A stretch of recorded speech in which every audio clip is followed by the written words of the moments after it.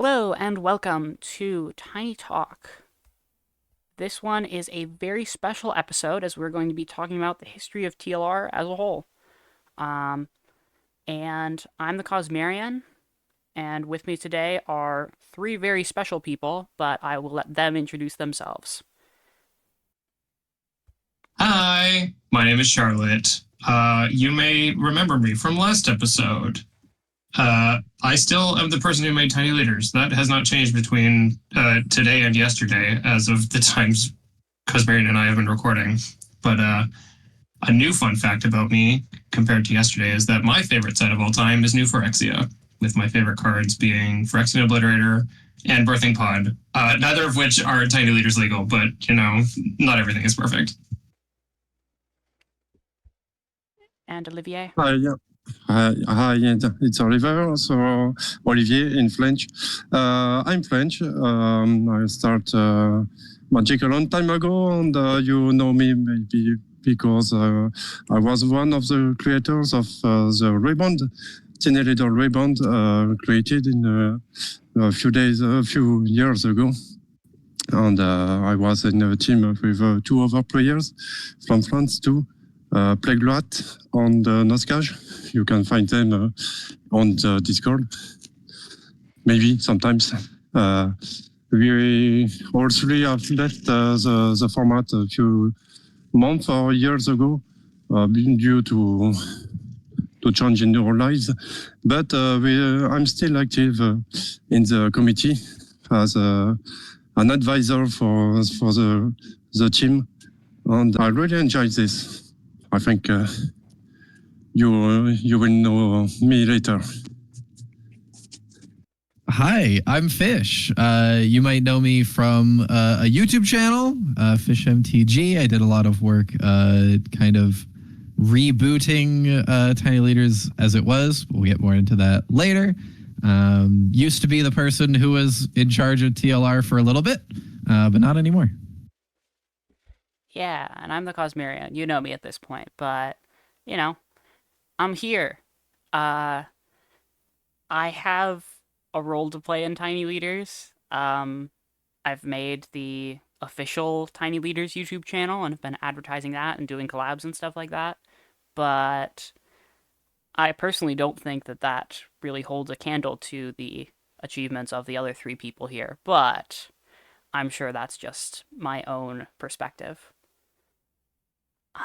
And yeah, I think we're good to get into the meat of the episode.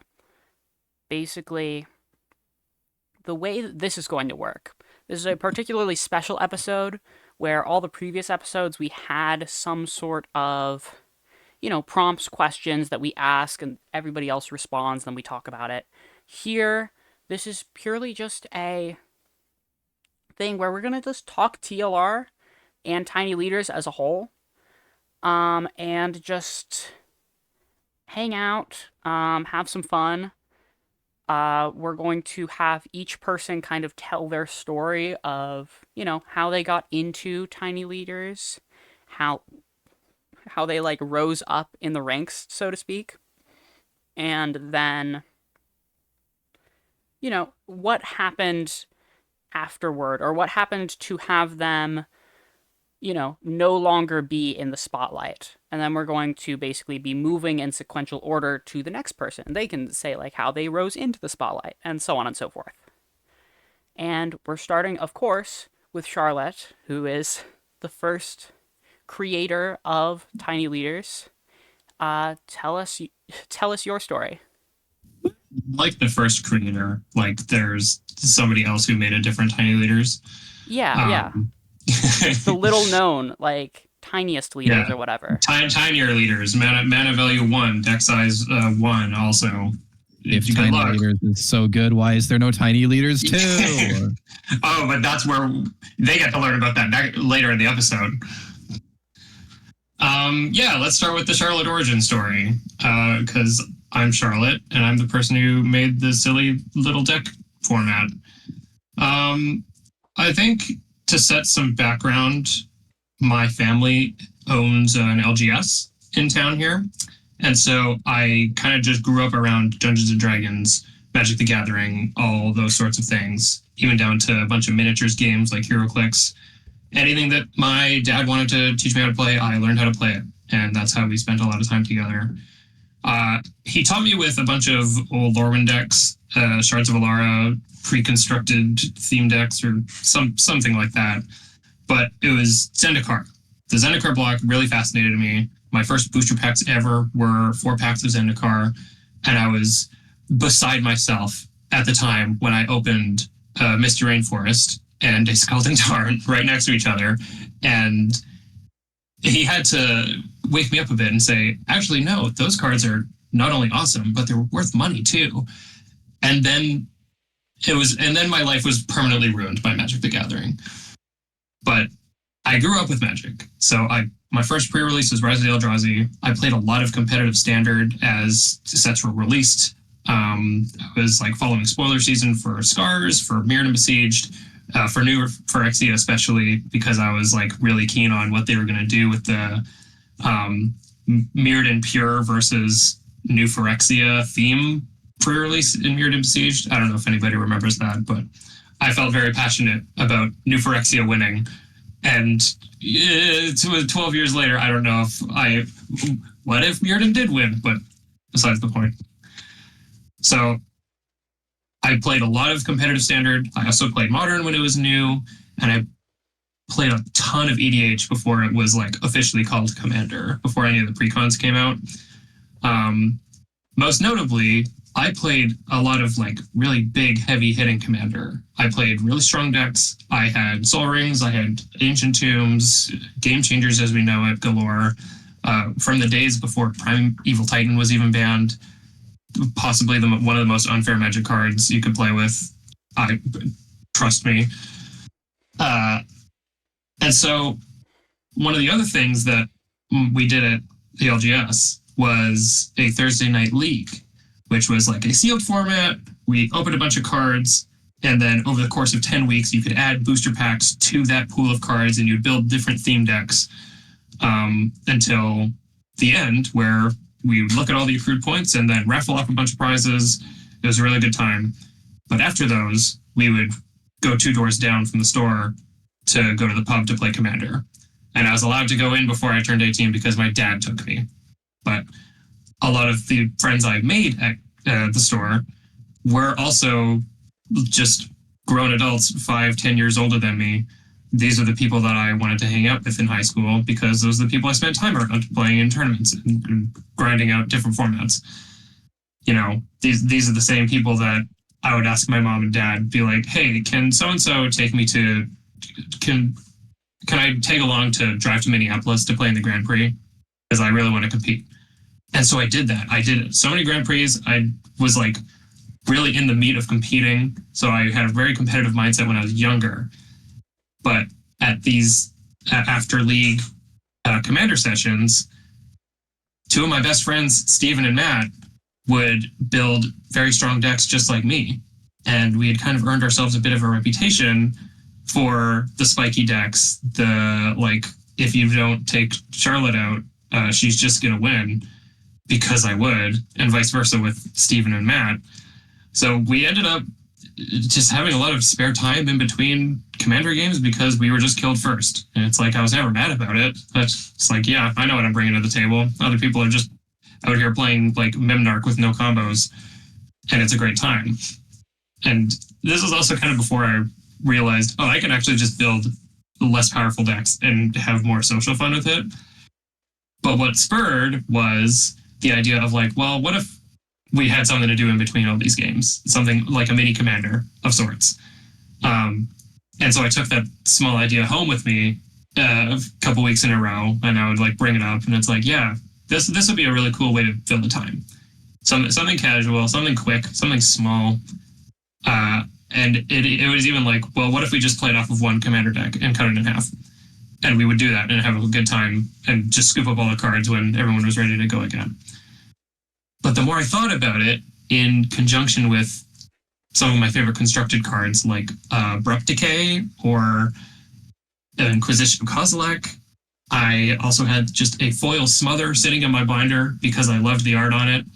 And somewhere in my brain, I was just like, well, what if I just put a cap on Commander and just like invented this 1v1 version of it? You know, yeah, sure, I could build a competitive Commander deck, but wouldn't it be a lot more consistent and play like Legacy if I made 50 card decks? Just like completely cut the deck size in half, but still had a Commander, still kept the singleton format because I loved Commander. And considering my love for Commander and for Constructed, but also Draft, which I haven't mentioned, I loved Limited just as much back then. I probably even love it more now. But like I was really fascinated by the limited card pool.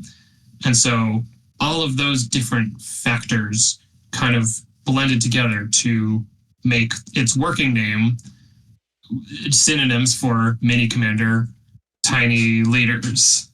So I like wrote up a small list of rules with all these different restrictions, specifically about the mana value 3 or less, because I was so enamored by those cards I mentioned earlier.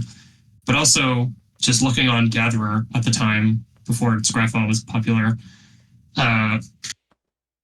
Well, if I made this mana cap, how many commanders are there? And so this was around the time when Theros was coming out, and I had been playing a lot of Thassa, God of the Sea in Standard with Master of Waves. And I also had this foil Timuret in Japanese, no less, because I loved alt language packs. So I just had this really glitzy Timuret hanging out in my binder. And I was like, okay, well, these would be pretty good candidates if I set a mana cap on it. So I come up with a small list of rules, 50 card decks, still singleton, mana value 3 or less. We should probably lower the life total instead of 40 because it's a 1v1 format. Let's go 30 because, if it's about mana value 3, why not start it with 3-0? And a couple of my friends were like, that sounds really interesting. I don't know how it would play though, because like you're losing the consistency of Constructed, and then you're probably just gonna have the same games all the time because it's a small deck size. And my argument was always like, well, you draft a 40 card deck and it's fine usually. And people were like, okay, yeah, sure. It's right in between Constructed and Limited. And I was like, oh, that's actually really satisfying. 50 is kind of the sweet spot because not only is it between those, but it's also half a Commander deck. And so I sculpted it a bit more. I like printed out a Word document with all the rules, and being related to the family business, I worked there part-time while I was in high school, and I just taped it to the front counter where all the Magic players would see it. And so I was working one of the Friday Night Magics so I could play in the leagues. And so people were like, what's Tiny Leaders? And I was like, oh, I made that. And they were like, what is this like a way to play Magic? And I was like, yeah. And then I would bring out a couple of the decks I built, which were Timuret and Thassa. And it was just cards I owned, like not optimized, didn't have great mana bases because I didn't want to take apart any of my Commander decks or any of my Standard decks for that matter, because that's where all the Shock Lands were going. And I was just like, yeah, so it's just like a 1v1 version of Commander. And I want to try playing this in between games at the pub on Thursdays. And people were like fascinated enough by it, but didn't really register it for the first little while until Steve and I were actually building some decks and trying it out. And the more we tried it out, just like at my place after school or after work, it was just like, wow, this feels great. I was lucky enough to be able to borrow some legacy decks every now and then to try that format out. And I had been pretty fascinated by that too. I like played a lot of Death and Taxes and other similar thinky decks.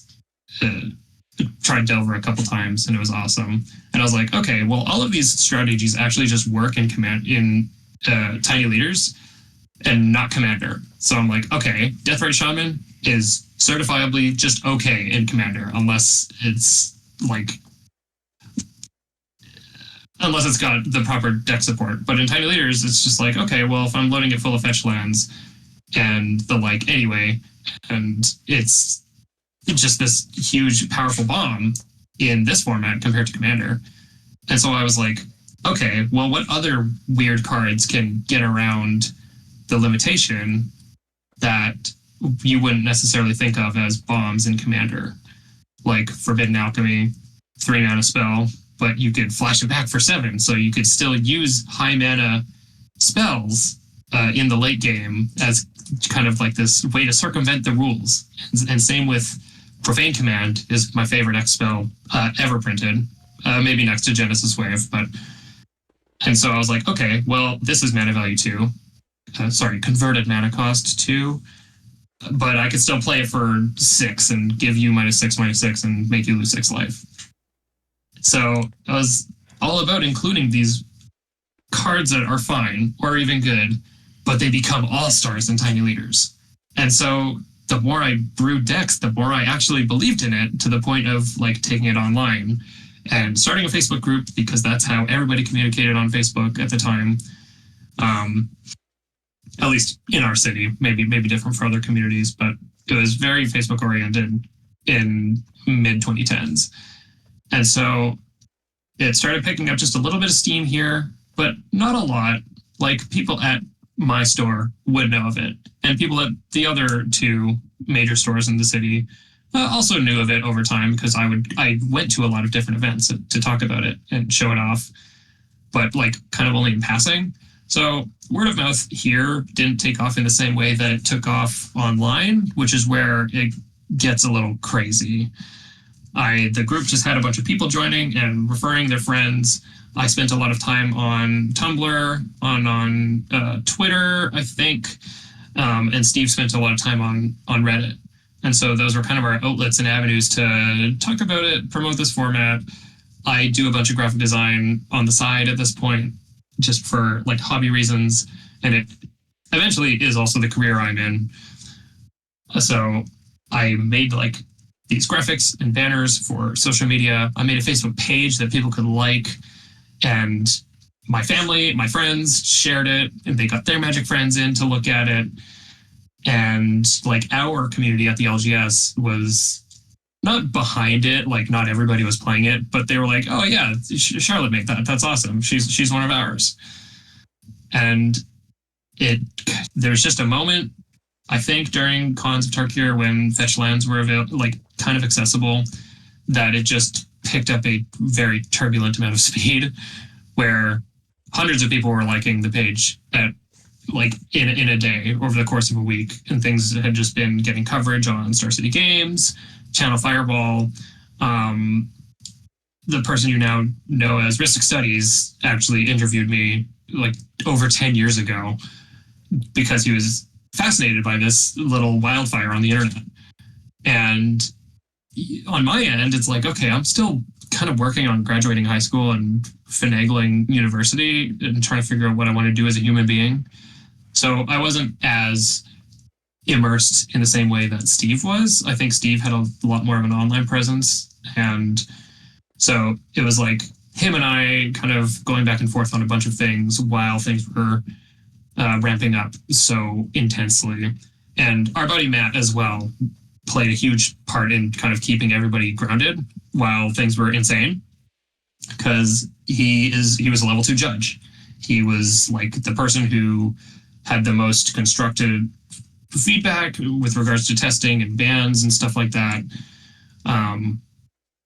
And so when things were escalating, he was like, well, I'm going to lay out all the rules nice and concisely so everybody can reference them. Everything can be nice and polished. You know, Charlotte can work on all the graphics. Steve can work on the social media parts of things. And things were just going great. And I didn't really think about it. But there's definitely a bit of tension from the other stores like this. There's definitely a bit of cliquiness between the 3 stores, where ours was like, yeah, it was the more casual place to play. And it's kind of always been like that. There's nothing wrong with that. But the other 2 stores were like very competitive oriented. And I think there is a level of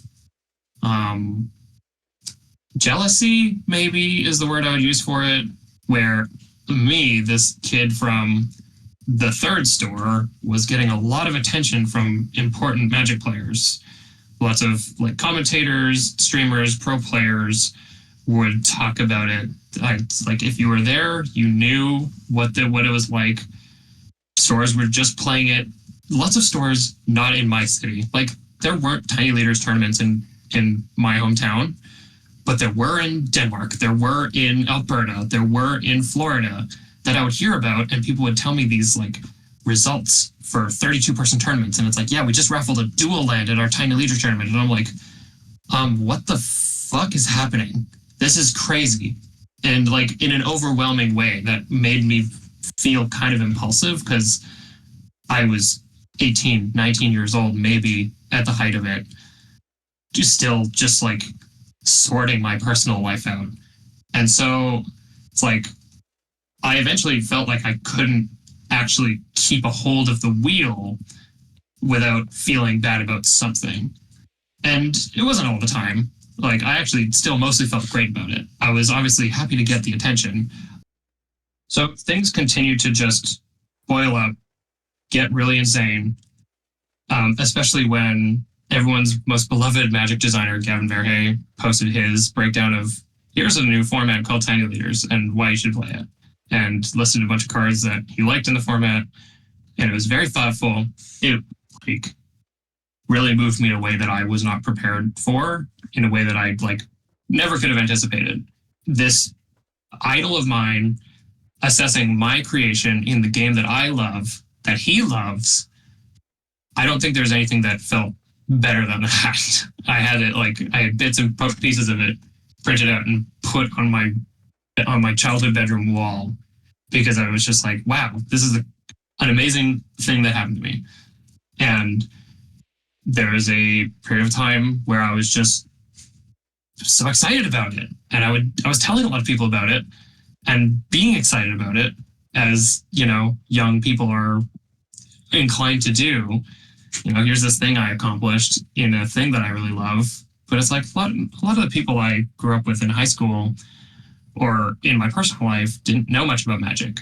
So I would kind of talk about it, not like braggingly so, but I would gas myself up.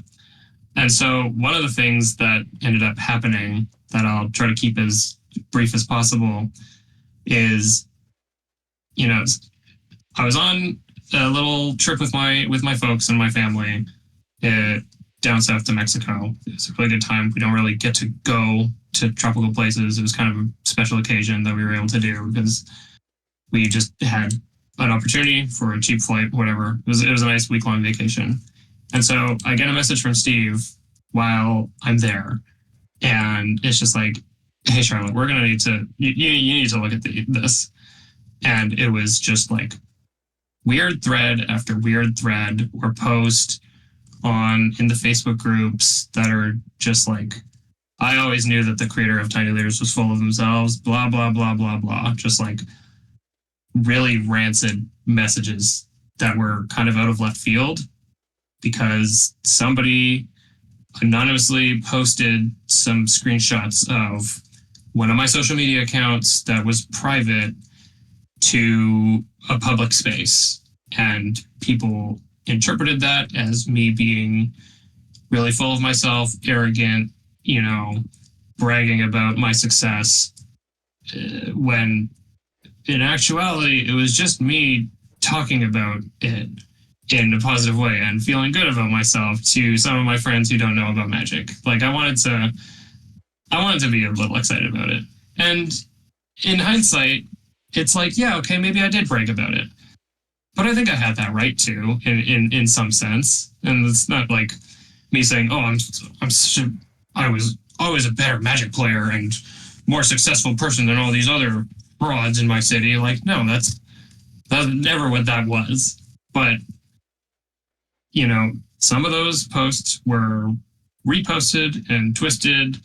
And so people were really, really letting me have it in these common threads. And it turned into like not only talk about how Tiny Leaders was a solved format, it would never take off anyway. It's just a fake commander. It's a worse legacy. You know, things that people can have their own opinions about. But when it got to be personal about like, oh, this kid doesn't know what they're talking about, She should never have made this thing. And worse messages that I'm not going to rehash that were kind of derogatory. And also to the point of getting emails that were really, really just awful, talking about my family and stuff like that. And it was just like this uncanny experience that I was having for like 4 hours early in the morning in a country that I didn't live in, like almost feeling like I'm watching my entire career in magic just kind of like burn away in a really weird way, despite like all the things that I had accomplished and made, all the communities I have curated. We had a forum, we had a big Facebook group and Facebook page. Like those things didn't go anywhere, and those people who loved Tiny Leaders also didn't go anywhere. I also had a lot of support and people trying to message me saying, "Hey, I know things are crazy right now, but it's going to be all right." But the combination of all that, like well-intentioned support, and also the just horrible things that were said to me, was just like, I can't think about magic. I ended up, I think, writing something that I was like, "Hey, Steve, can you go post this for me? I'm going to log off for a little bit and go spend time with my family." And I did. And I basically didn't look at social media or anything on the internet for the rest of my trip. And also not really when I got back home. I called Steve when I got back, and he kind of summarized a bunch of the things that happened to me, but it was just such a weird, dissociating experience that I just like felt really sick when I thought about magic for like several weeks. And, Steve did just fine piloting everything on his own. And I'm not sure I ever really was able to recover from it because I was just so disenfranchised by some of those experiences and some of those words that I just like couldn't shake from my memory after reading them. And so it eventually led to me just not playing magic because it's like, all right, I also just dropped out of university, had a really bad time kind of getting my footing, and I just wanted to focus on myself for a bit. And so I would play some Commander here and there, but by the time I think Amonkhet was coming out, that's when I basically stopped going to Magic events, period. And it's really too bad. Like, I kept a bunch of my cards, and the story goes as like I'm here. Obviously, it got better, but there's a long time that I spent just really jaded by Magic, and it wasn't Tiny Leader's fault, but it was Tiny Leader's fault. I didn't have any grievances with any of the people I had met or like gotten to be pretty close with. Obviously Steve and I are still best friends today, which is really awesome. We still hang out. But that's kind of where my journey ended, more or less. It was not really on the greatest of notes, but I was fortunate enough to have Steve update me when things were happening. Hey, so-and-so made a video about this, and I was like, that's awesome. Or these folks in France are reinventing Tiny Leaders in a cool way, and I thought you'd want to know. And I was like, oh, that's really cool, actually. And it's like, okay, well, at least it was a little affirming knowing that people still liked the format enough to carry on the legacy that I created. And I didn't need to be a part of it, and that was okay. I kind of had made peace with it. My time in the sun with it had come and gone. But I started playing Magic again last year when my wife wanted to learn how to play, and I taught her. She loved it. I went to go do a draft at my family's store with one of my best friends, and I had an absolutely great time. I made a bunch of new friends. The LGS has a completely different community, and everyone treated me like I was always a part of it, which was nice because none of those people knew that I had ties with the store. They just thought I was a person, which was nice to kind of live anonymously for a brief period before people found out via my last name on the pairings. But yeah, I've been playing ever since the Foundations, and a few months ago, I decided to take the plunge and just join the Tiny Leaders Reborn server, which I knew about for a while prior, but just felt hesitant because I didn't want to open up any wounds or feel bad or be subject to,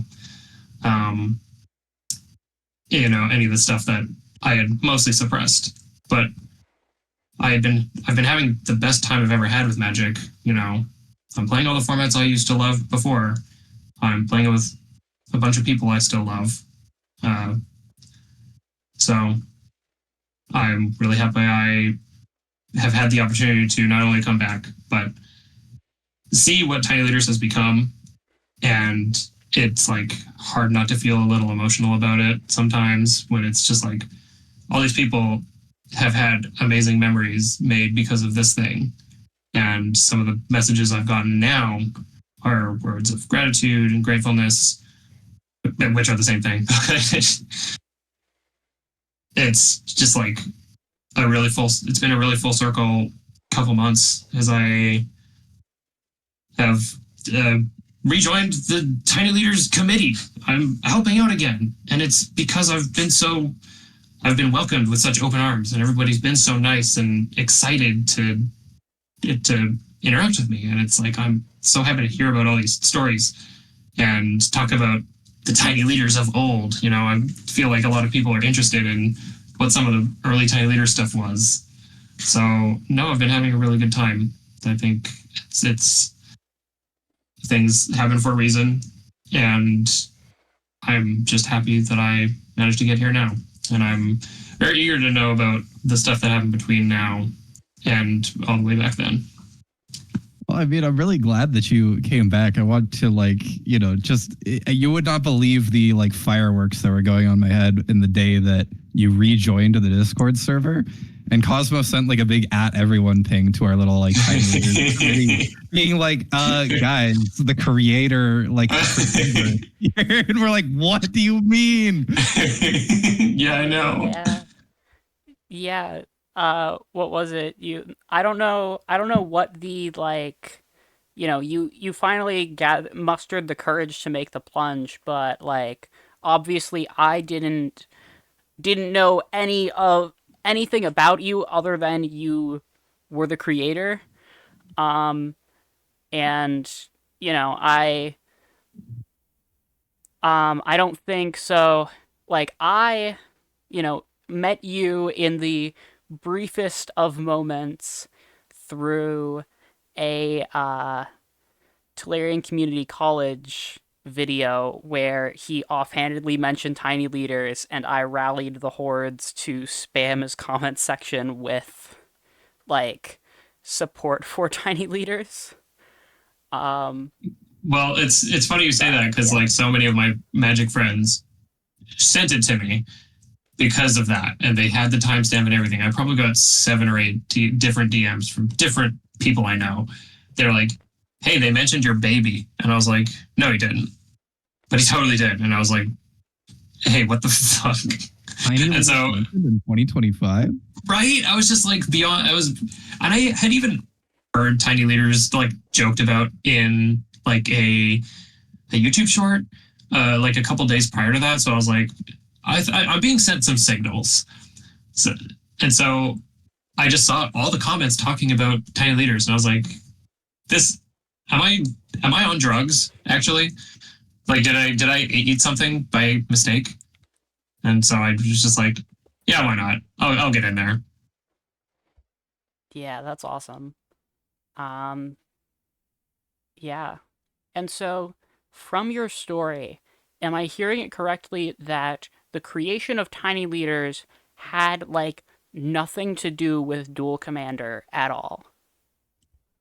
I didn't know about Dual Commander until I started playing again last year. Amazing. Yeah, because from what I understand... That's real. I had no idea. Obviously it makes sense. But and I think I'd read the name, but I just interpreted it as, oh, that's just people playing 1v1 Commander. That's cool. Yeah, but I didn't know it was a real format until last year. That's awesome. I think there's something incredibly ironic about the creation of tiny leaders being a thing to do between games of Commander. Because Commander is the thing that people do between games of Magic. Like, that's where that's right. Right. Well, okay. The unbelievable thing is the first episode was about competitive versus casual, right? Yeah. Tiny Leaders was always meant to just be both. A casual way to spend the time in a competitive way. Yeah, that's awesome. Yeah, and I love this idea that like now it is kind of neat seeing how like all of the different puzzle pieces kind of fit together, and we'll get to that with the reborn side of things, but it's really interesting to see the different puzzle pieces of like, this is a 1v1 thing with 50 cards, and now in Tiny Leaders Reborn 20 life. And so you now have, half the amount of players, half the deck size, and half the life. Um, and then you have like this like whole theme of threes, which is really neat. And unintentionally, probably, there's this like theme of threes in the history of it, where we have the three like, co-popularizers of Tiny Leaders. Then you have the three creators of Tiny Leaders Reborn.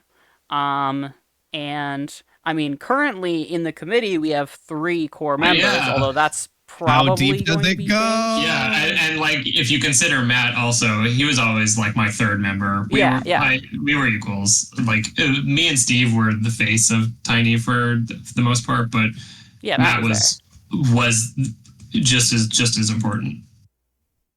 Hope you're doing well, Matt. Shout out to Matt. Yeah. I'm so sorry. That took like way more time than I thought it was going to. I tried to compress it, but I was like, wait, I need to explain so much Char lore to make anything like make sense. Otherwise, Tiny Leaders just sounds like a figment of imagination. When it was like, no, there's reason for the whole concept. But Olivier, I know you don't have all night, so I want to hear if you had anything to say from my long-winded yap session. No problem for that. Exactly. You finished the story where mine starts in Tiny Leader.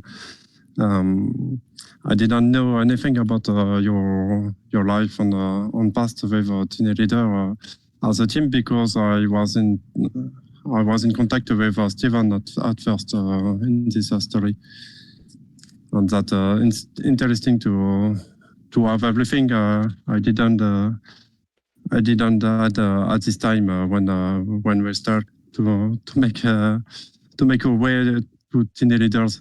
That's funny to know you are not linked in the spirit with Dual Commander. It's where in France we have start the story of Tiny Leader. Our Dual Commander in France is existing for a long time.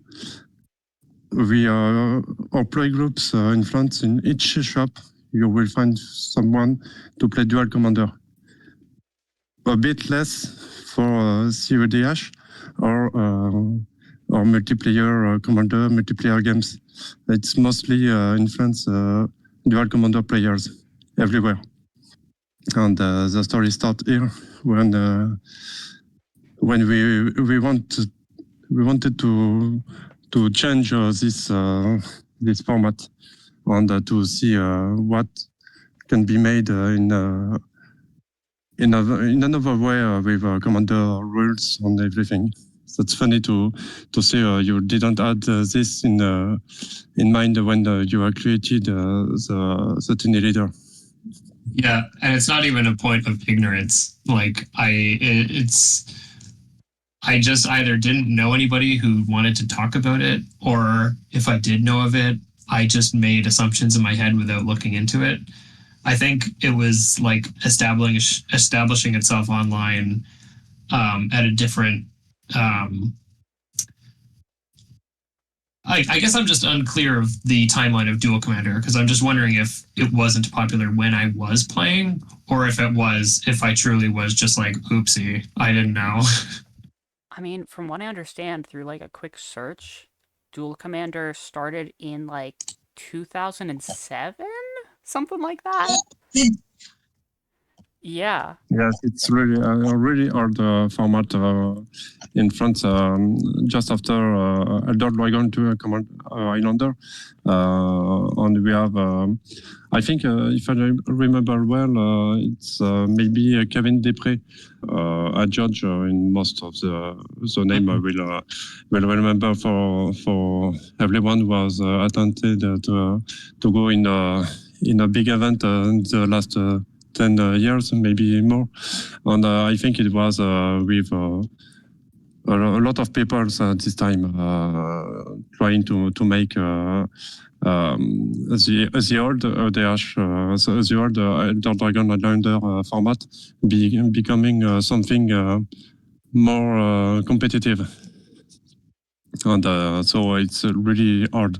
But it made a long time to be more popular. I will not say the most popular format in Commander variant because it's only on Magic Online for something like 2 or 3 years, maybe.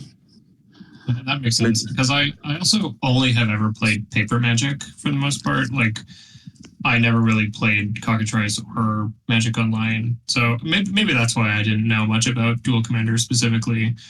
And I'll have to ask you some other time about Dual Commander because it is fascinating to me, especially with CEDH being so popular right now. And like, that's such a completely different thing, also, let alone Canadian Highlander. And it's like there's so many different ways to play competitive singleton format now. It's awesome. Yeah, and I think that's like a great way to segue into Olivier's story on like how he, along with the 2 other friends, created Tiny Leaders Reborn and how that went. So, Olivier, what's your story? Yes. So it's the story start as I said because at this time I was playing. So I'm an old player to start for this one. I'm old in age and old in the paper in the story of magic on paper magic because I started in maybe 1996 or 1997. So with Ice Age mostly on the Mirage on the Vision. So all the story because in France magic came on late. It was popular in Paris, so the capital, as soon as 1994. But it was hard to find cards on where I lived at this moment. The cards only came, yes, maybe in 1996, something 1996 or something like that, maybe. So I will not speak a lot about my really long story with magic. I never stopped. It's something to know since this time. And I will never stop, I think. Maybe only if magic find a way to stop itself. But I will play as long as I can. So I will not extend on this part of the story, but after a few years playing magic with my wife and a few friends, as I said previously, in France, if you want to play magic, you need at one moment in your life and your story to play Dual Commander, now called Dual Commander. So we tried this format. It was fun, but there are a lot of problems in this format, especially for the the easiest thing, the size of the decks. 100 cards are boring to shuffle. Your 3 or 4 per turn means you fetch something to grab a land, and you, as it's a singleton format, you cast a spell to search for a creature or something in your deck. So you spend nearly 5 to 10 minutes in each game to shuffle your deck for no reason. And in a competitive format, it's really boring in paper, especially. So the format was cool, but we had in mind to try other things. And at this time, I think it's Garvin. It was Garvin VR who was speaking in a Magic news, Magic official news about team leaders. And as soon as we saw the format, the specific rules, the deck size, we saw it was a really good thing, a really good evolution of Dual Commander for our part, even if Charlotte said it was not linked to Dual Commander at first. But it was a really good evolution of this. The deck size means a lot. 50 cards are really good. The sideboard is an excellent idea. And so yes, we start playing Teenage Leaders with a few friends in a small shop near Paris, and the format was played at this time by maybe only 20 players, but it was enough to make a lot of tournaments and to check meta on meta game on everything. It was interesting at this time, even if the format was missing few commanders, few strategies available. Because there were not at this time a lot of legendary creatures, so we managed with that, and it was interesting to play. After few months, I think few other play groups shown in France. Not that many, because Dual Commander is really pain in the ass here.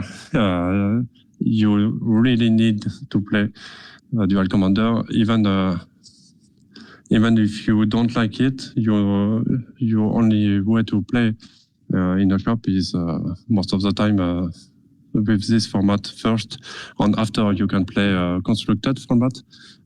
At this time it was a standard and modern, and after every format, after sealed, after draft, you can play other games. That means you don't have a lot of people to play with you. Yes, a few months after, I think it was in Caen. Caen is a city in the west of France, near the Manche. It's northwest of the France, and there was a community also with maybe 20 or more players also. They found the teenage leader, the same article as Gavin wrote in this time, and Plague Rat and Norskaj were part of this team, and they managed to play teenage leader and to drop a bit for a time the Dual Commander.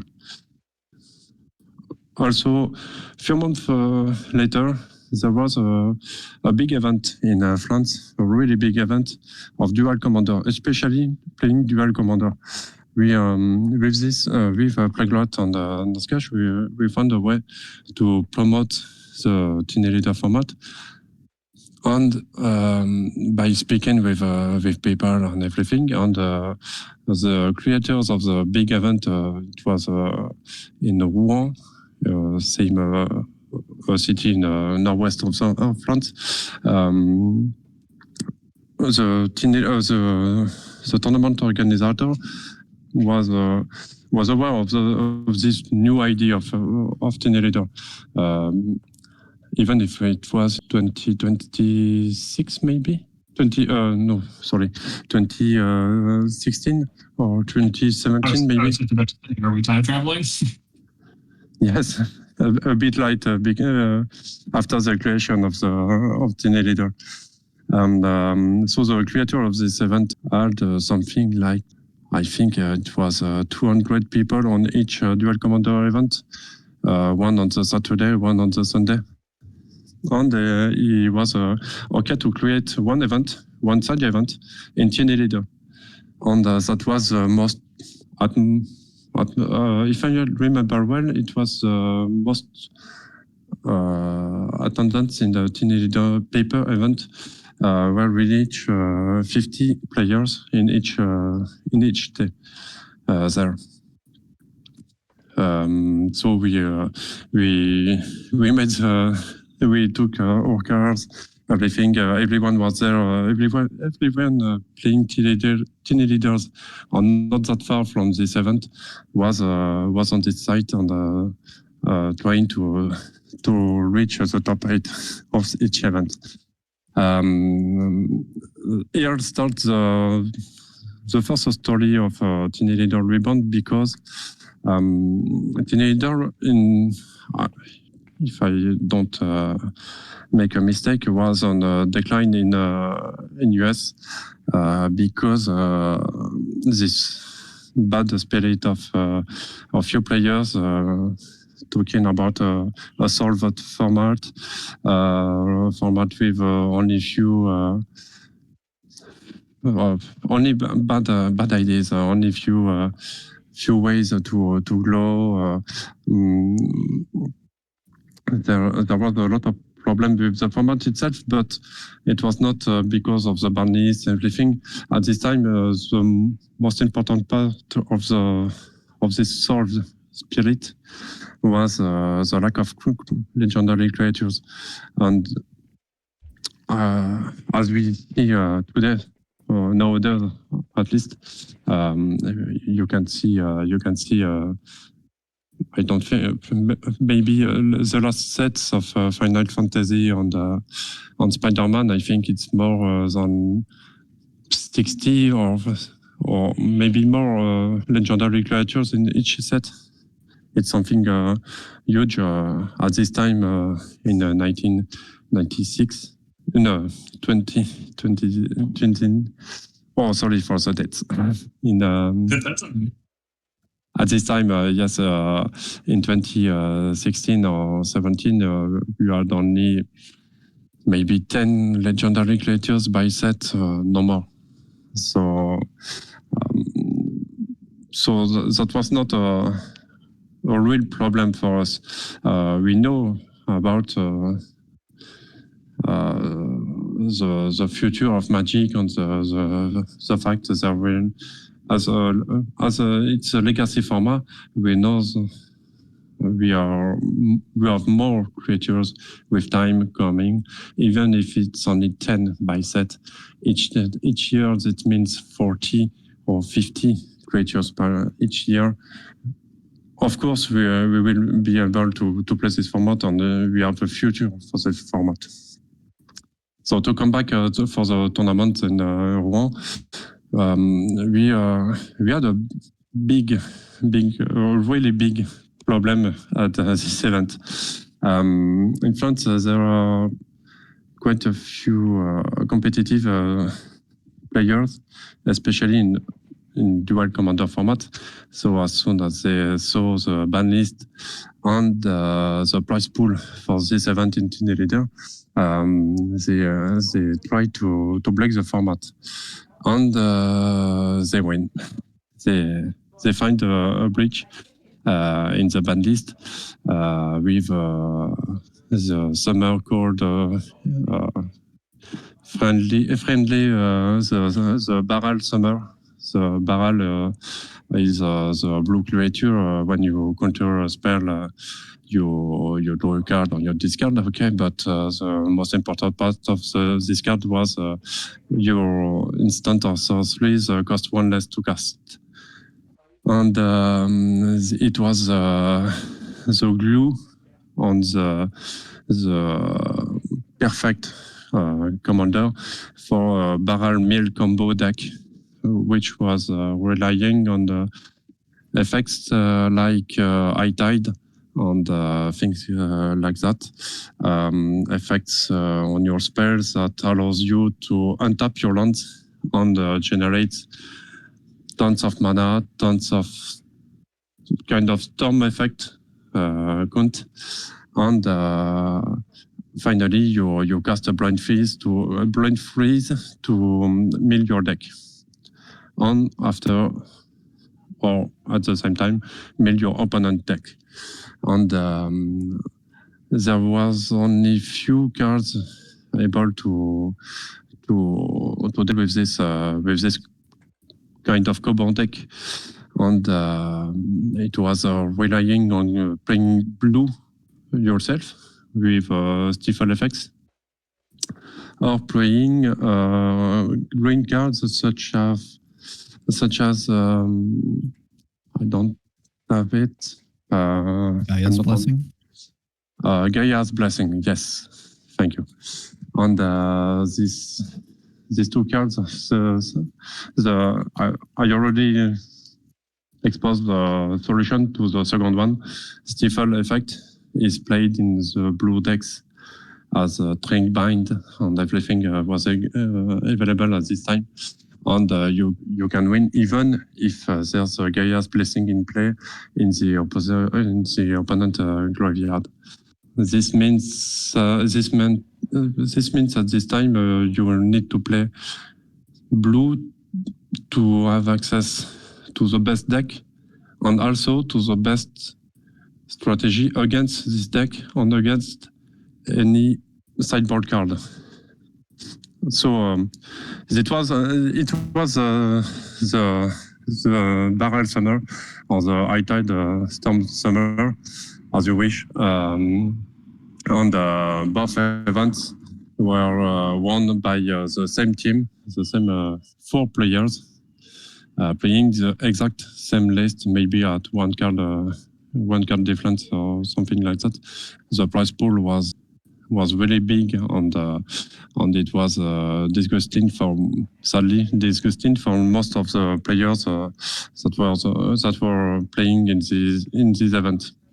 I said it was a summer of barrel because at this time there was only a tiny leader, so with only one band list, and we have tried to reach you, Charlotte, but I was in contact with Steven at this time, and it took a long time to understand the problem, because if I remember well, he was not playing that much at this time, or didn't have any time to play with his play group and to test all the formats, all the mechanics, all the tactics in each deck, on all legendary creatures. It was maybe in May or June for this tournament, but all the summer after, I played myself this deck. I copied the top list and played my deck, this deck, and it was really, really excellent.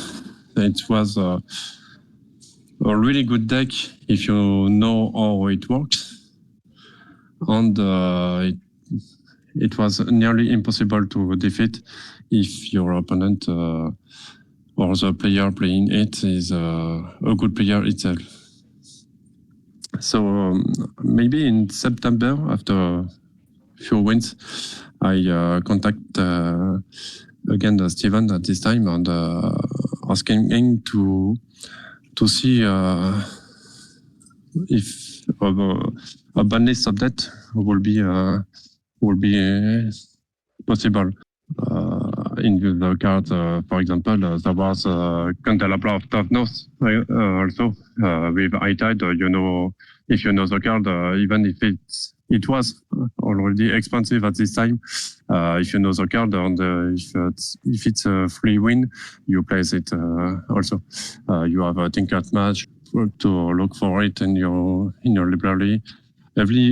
All the deck was meant to assemble this combo, and you were able to win as soon as turn, sometimes two, because there was Moxen at this time, few Moxen. You need to win fast. You were able to win on turn 3, and if you saw the turn 4 with barrel in play, it was common to say it was impossible to defeat it. So with all these ideas, Steven made an update of the band list with I think high-tide at this time, maybe banned. It was in September. The few players playing it, the format in France, left to come back to Dual Commander, and it was hard for us to find a way to promote the format and to help new players to come in it as solve a format with barrel existence, ban list and not update often, or at least as we can say actually with Wizard, too late for few formats. We are in a time where in standard we have VV still legal, for example, for a few months, and it will not be banned soon. So this time it was hard for you in Team Leader to make new bans. And it was hard for the players to see a format where it seems to us it was not living with this time. The need of ban, maybe, but especially the need to make tests, to gather data in tournaments, to analyze what happens during the games. That's not your fault. At least it was normal to have to take time to make a ban list and everything.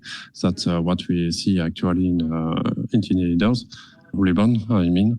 And we waited this time. We waited to see if we were able to find a way to make this new format happen in France, because Dual Commander is a cool format, but we don't have access to a sideboard, and the sideboard means everything in Team Leader.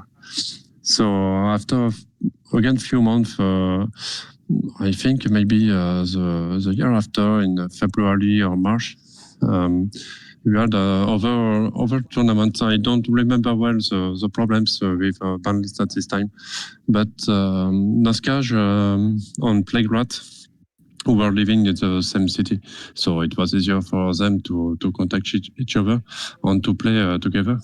They contacted me as they saw I was involved in Paris for this, and I was trying to make to conquer Paris with the format. It was not happening at all, but at least I tried.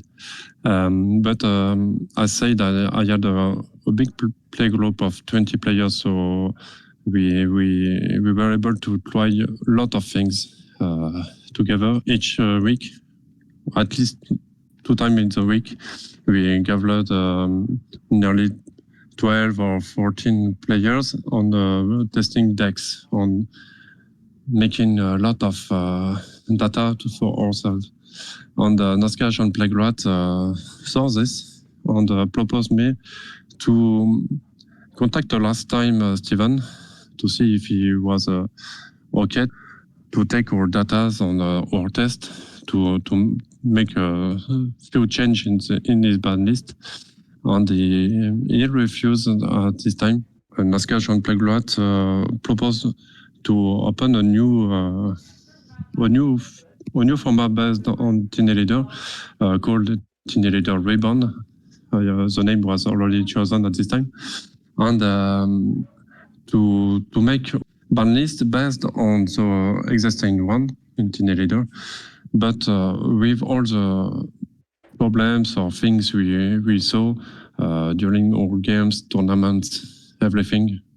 There was a lot of small event or tournament during this month, but we had enough data to maybe try a few things, few unbans, well, really few. The original ban list was really good, but they were missing few things. There was a few cards too easy to break on to exploit during games.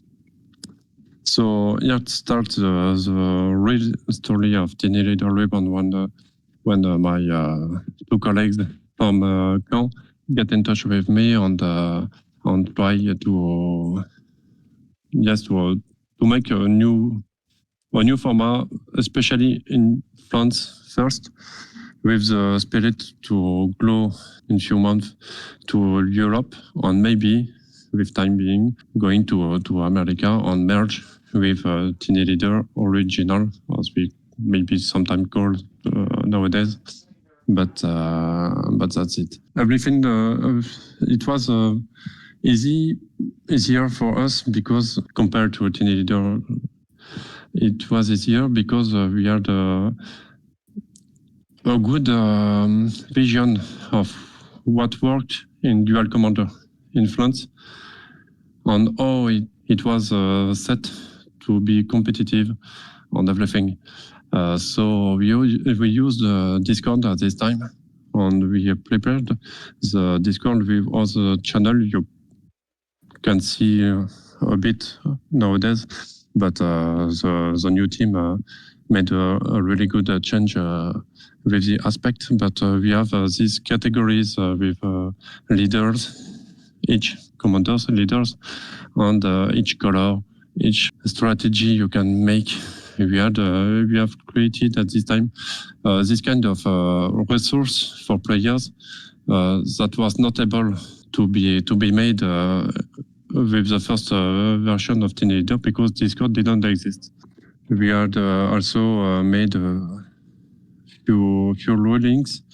Thank you to our judge actually in the Discord, Gray at least, with the comprehensive rules he made. But we try to make this kind of documents at this when creating TLR Ribbon. We try to help our judge in our events to know the specifics ruling involved by TLR, and that helps a lot for the few events we had after. For the ban list, we only adjust a few things, and we were on the base, which is sometimes active, but the spirit is still here for the community, and for the community vision to see a group of 3 persons at the end of the format. The goal was to be 5, but we didn't find the 2 others when creating the format TLR Ribbon. This group of 3 persons were in charge to gather the decision for the format. Being that 3 means for each problem a solution. You have 2 people versus 1, at least, even if we were not all the same vision of the format. We manage this with 3 people because yes, it's easier to make decisions. There's no statu quo or everything. Everyone has the same voice for any vote you can make, and it was a really good idea. I think at this time 5 was a better way to solve the trio problems. But the 5 players we have this structure of 3 players at the end, and 3 players. I use the good word for this. They were involved with the format. They were living with the format, so they have their choice are driven by players' experience and their own experience and data by themselves.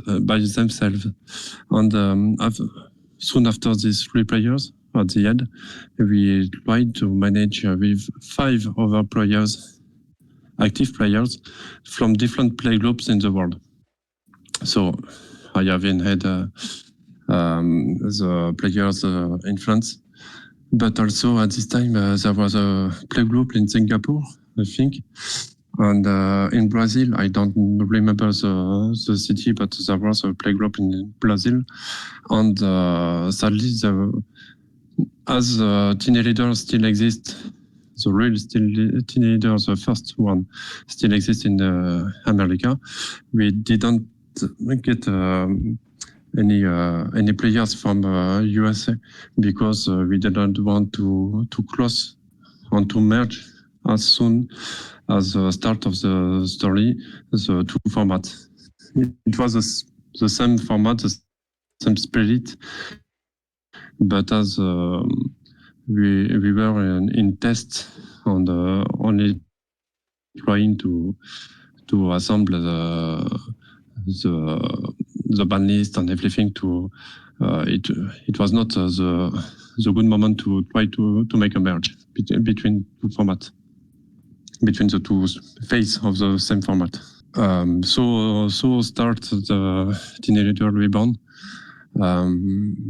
After this time being, players are moving. I'm old, but Noskaj and Plaguerats are a bit younger than me, but they are the family, children. They need to move for works and everything. So it was harder for them to continue to manage the format and to be a player. As I said, they didn't have enough time to play, so they left the format with years, a few years after, and I remained on the Discord, still active, still with my play group, but COVID pandemics made a few change in my habits. Also, my game store closed due to COVID, and my play group disappear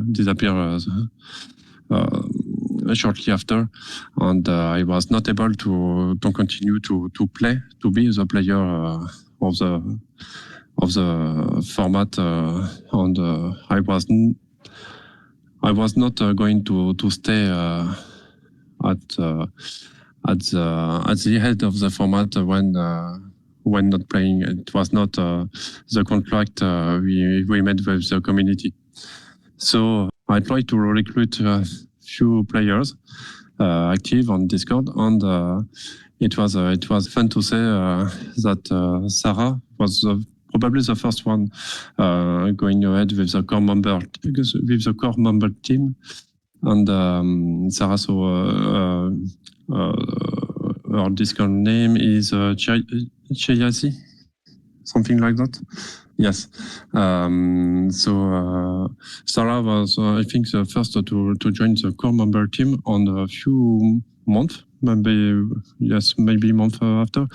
Fishe comes with us, at the time where Plagrat was the last to leave the core member team. Noskaj already left a few months before. I need to say a few things speaking about them. That the main idea of the Tiny Leader Liban was coming really from both of them. On the Discord was built by Noskaj, especially, and I was only here as a masked hero to be the one to try to assemble the communities in the world, or at least, and maybe try to merge with Steven with the Tiny Leader original. But I tried my best, but I was more in the interaction with other communities than trying to develop the real idea, the first idea of this Discord, this community online. That's, I think, everything for my part. As said, Sarah took the reins after me, and Fishe, with her excellent videos on YouTube, made an excellent work after this. I think it's really inspiring that it's always been true that Tiny Leaders has been a community-run format. Like, it's just always run by the people who are involved in it, and that there is this habit. It's unfortunate to learn that that's how things ended up for Charlotte, but the fact that it affected so many people and so many people wanted to keep the ball rolling, they kept pushing it, right? And that other people kept picking it up all the way in France. It's awesome, right? It's completely crazy to me. It never stops feeling surreal. Thank you so much for sharing all that, Olivier. That was a really charming story to follow along to. I think it's especially fascinating that one of the biggest grievances you had with Dual Commander was the 100 card decks and shuffling all the time. That makes so much sense as to why you'd feel burnt out, especially if it's like one of the only ways you'd be able to play in France. So that's awesome that Tiny Leaders was there for you. It's not the only way to play. I force the ratio, but yes, you can go in any shop in France, any local game store, and if they play Magic, you can be mostly sure they play Dual Commander or maybe multiplayer commander, but they have a deck in their bag, or maybe two to lend you one. With 100 cards. That's sure. Yeah, it's so interesting that like the original Tiny Leaders had nothing to do with Dual Commander, but then Tiny Leaders Reborn kind of had everything to do with Dual Commander. Yes, the start was really based on the idea of the competitive structure of Dual Commander in France, which is our prize war are really our prize war on our prizes in tournaments in Dual Commander are really big. There's always dual lands. Yes, it's mostly dual lands for top 8 in each tournament. Even a small tournament with 50 players or 40 players have a dual land as for the winner. It's wild. Yeah. So that's why we took this spirit of this and made a copy, but with Tiny Leader restriction on rules. Yeah. And now that tradition is continuing in Northern California with their groups, where they're now you can win a dual land for playing Tiny Leaders Reborn in the US. So that's really cool. Keeping the dual land circulation alive, thanks Tiny Leaders. Yeah. I think it's also like really interesting how the way that you found out about tiny leaders was through Gavin Verhey's article. And so that just gives me more reason why we really need to reach out to Gavin Verhey at some point. Just We because gotta get him on the cast. Yeah, Gavin. I don't know if you listened to the last episode, but the offer's still open. 8 hours sitting and talking about magic and game design. Just give me a call. I'll give you my personal phone number. I mean, yeah, I honestly though, this is going to basically come up in like a month later. There's a good chance that within like the month from when we're recording this to when this is out, that we might have reached out to Gavin. Who knows? Maybe. We'll see. I don't think it's like all that difficult. I think it's just mustering the courage. Yeah, it might even be as simple as sending him an email. I might just do that within the week. Who's to say? It's all in good fun. Yeah, for sure. He knows we exist. Like, he has acknowledged us multiple times. Like, He said he knows we he's exist. written my name multiple times. It's weird. That's just a fact. Lot of people know you exist. A lot of streamers, a lot of pro players knows about Tiny Leader, but most of them, I think, were blocked on this idea of solve format on the nowadays Tiny Leader, even if it was only Tiny Leader, not Tiny Leader Ribbon, but any kind of Tiny Leader players or variants, this format is strictly really different than 10 years ago. It's nothing to do, nothing to compare. The power creep of Magic, the mid-rangification of the games change a lot in Tiny Leaders.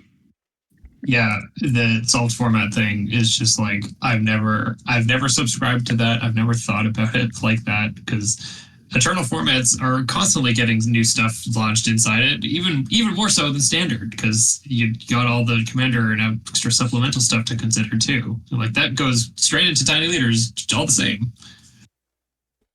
Yeah, and at this point, I think part of the issue before was that, like, even when I started playing Magic in general, which was around Khans of Tarkir block, they were just getting the idea of Commander as like a thing that Wizards supported, right? One of my first like pre-constructed decks were like the Tarkir starter decks, but then after that, I went into and I got like one of the early pre-constructed commander decks. And now we're seeing just like nearly everything is geared towards commander, or at least with commander in mind. And all of that, as long as it's 3 or less, bleeds into tiny leaders at this point. And so at this point, we just don't have the card pool issue that we had before in any sort of capacity. And at this point, we're like so far from being solved or even potentially imagining it to be solved because there are so many commanders that like not even a single person has made a deck with. We have many stones left to turn over. That's pretty close. We have our meta, like obviously things develop all the time, but like the capacity for complexity has more to do with than what people consider the best deck right now because there's just so much unexplored space left to go. Yeah, and that's also what sideboarding and counterplay is for, baby. Yeah. Go ahead, Olivier. Yes, that's where to rebound on this. That's where with all these things we can make and we didn't explore yet. That's where the new committee, as structured as it is actually, can prevent any problem we had with Tiny Leader original. With any updates or everything, we saw a lot of discussion about what to ban. Is is it urgent to ban Cat Ramos, for example? So one of the last example. We have a really good engine at the top to see what happened in the format and to make tests, to ask players, to see if in any tournaments there was a real problem or not. And this engine, this tool created by the committee, the new committee, is really excellent to prevent any problem with unexplored strategies or mechanics or everything. I'm glad Absolutely. that you think we're doing a good job. We still have yet to figure out the Boros problem, though. Yeah. Well, it's not as bad as it was like last year. So I'll take I'm that as just a kidding. win. It feels like it never ends with this goddamn red-white deck. I think every single time I look at Flage, I just I feel a little bit more contempt in my bones. I don't know if that's just Yeah. me. No. That card makes me the big sad sometimes. It's like a friggin' cockroach. It doesn't matter how many cards we ban out of it. It just Yeah, sticks around. and I played Uro in Standard. Yeah. Awesome. Well, I appreciate you sharing the story, Olivier. There was a lot of things that I didn't know in there. Yes, as I didn't know your part of the story too. Yeah, story time must continue. So to prime Fishe, I actually watched her YouTube video called "A Defense of Tiny Leaders" yesterday because I refrained from watching it because I knew it might make me feel weird, and it did, but it was like in a good way. I told her about it, but in it, she specifically talked about not wanting Tiny Leaders to be a meme anymore, which is something that Olivier mentioned at the tail end of that, is that it's like, yeah, Tiny Leaders is a bit of a joke. Everybody knows about it. And so I'm very fascinated to know your part of this. Sure. Okay. Well, I'll start at the beginning with my, first interactions with the format. I have not been playing Magic for all that long. I guess it's long relative now, but compared to y'all, I first started playing right when Theros was coming out. So like 2012, 2013, somewhere in there. So kind of right before Tiny Leaders was being created and becoming popular. And I just I was a bit of a casual player. I had a lot of friends who liked to play competitive. I'm not very good at Magic, and so I was kind of just there to have fun.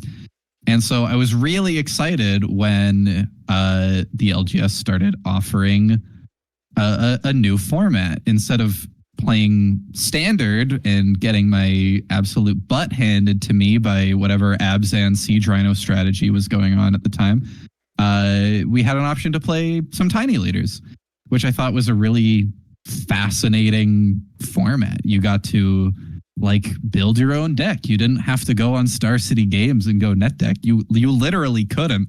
It was not an option. You had to make your own deck. And I thought this was really, really fun. And so we started playing some tournaments, and there was a series of FNMs at shout out to Phoenix Comics in Calgary, Alberta. There was a series of FNMs where we were pretty consistently getting equal players to the Standard format. It was just as popular. And there was a lot of fun to kind of date this in the exact time when this was happening. This was when I think Eternal Masters was coming out, and so the FNM promo for the week or for the month, you used to be able to get promos by winning at FNM. Maybe you still can, but it was Path to Exile, and then the month after that was Serum Visions.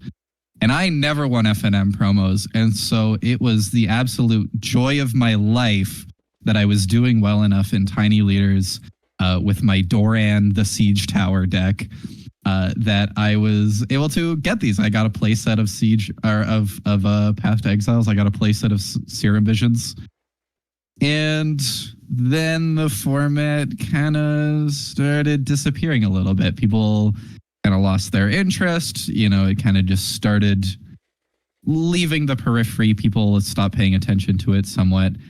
But I never did. Like, me and my friends, we really, really enjoyed the format. We liked playing it with each other. There was a lot of benefits to having it because when you're playing whatever standard, modern, constructed deck that you want to play, they don't always play nicely with each other. You know, sometimes the matchup is just not fun to play. But with Tiny Leaders, because there's so much variance of being a singleton format, there's a lot more variety. Even in a matchup that isn't favorable, sometimes variance swings in your favor. And so it was a fun format to play with my friends because it was just a little bit more, it wasn't skewed depending on what decks we wanted to play. We could just play the decks that we had and have a good time with them. And it was really important for me to have that format because my friends and I, we kind of were nebulously playing Magic. Some of us were not playing, some of us were playing, some of us were playing Modern, some of us were playing Standard. But this was always something that we could do together. We could always play Tiny Leaders.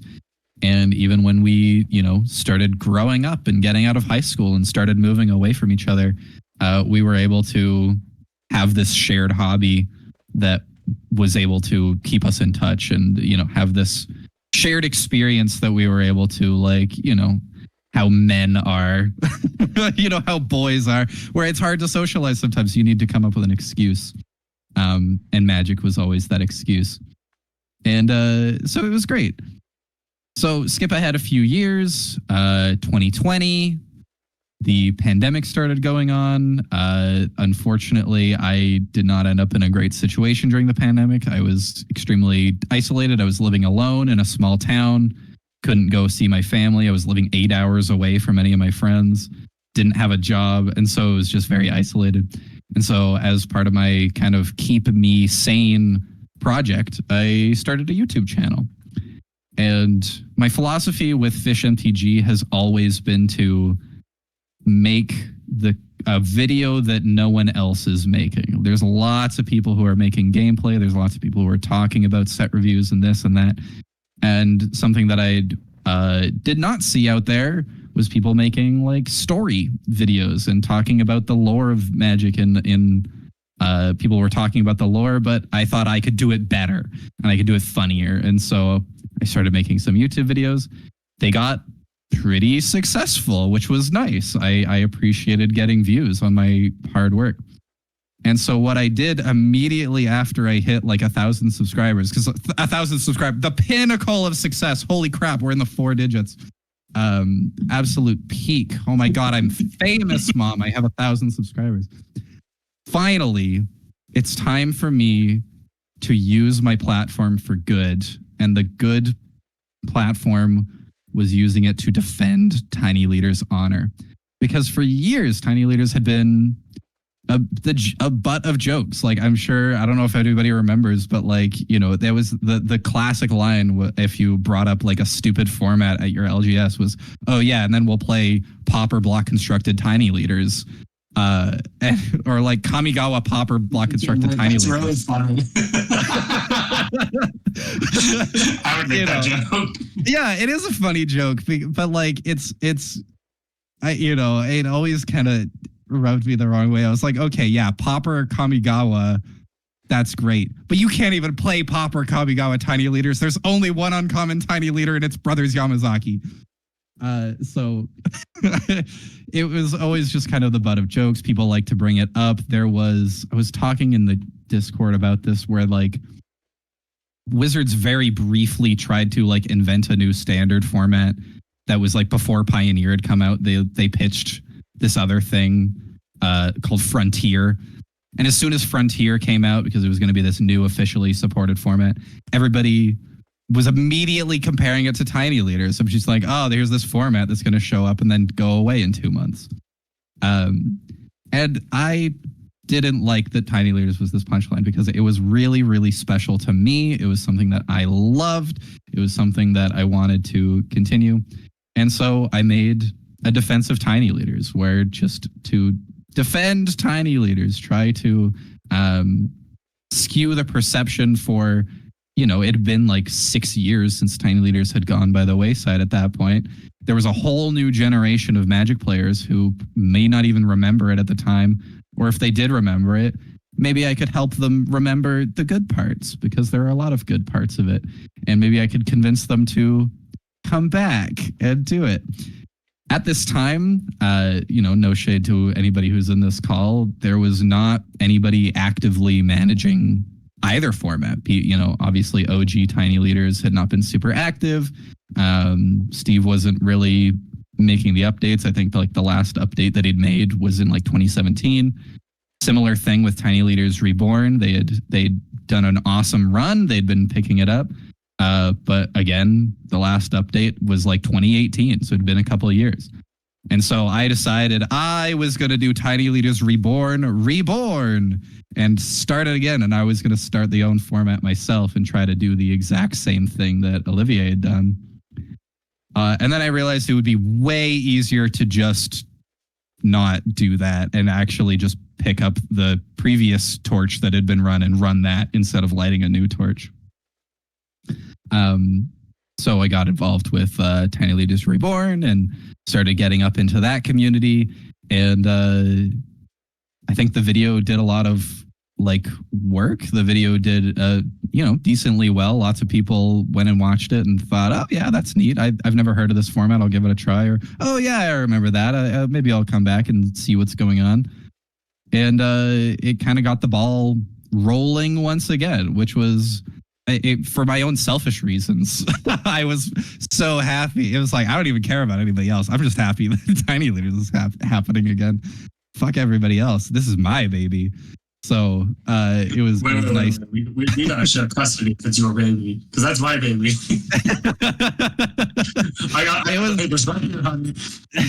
It was your baby that I was adopting, and I was Tiny Leaders' #1 defender.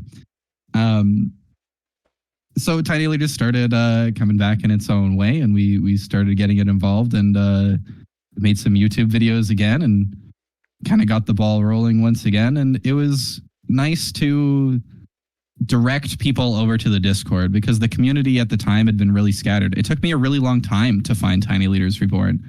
I did a lot of research.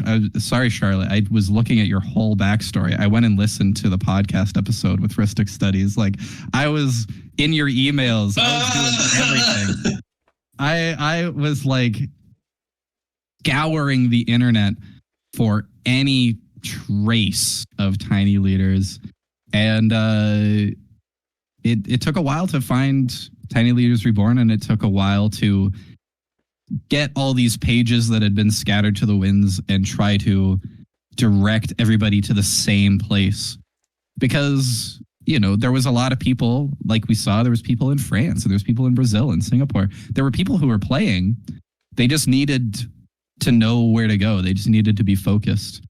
And so we started trying to focus everybody into a single community, and the community started building itself up. And that's kind of how we ended up here, is everybody ending up in Tiny Leaders Reborn. Yeah. There was an open call at one point to join the committee. And I really wanted to join the committee because I friggin' hated the partner rule, and I wanted them to fix it. Going to fix this one bug, quits. Literally, that was kind of my whole plan. So I ended up bringing in as the purple names as the consultant, and coming in and sharing my opinions very loudly. And was involved in the matter in that way, and was actively playing Tiny Leaders and just happy to be part of the team. But eventually it became time for the original TLR trio to move on. You got families, you move on, you get busy. And so I realized that there was going to be a time where after Olivier left, the only person who was going to be left in charge was Sarah.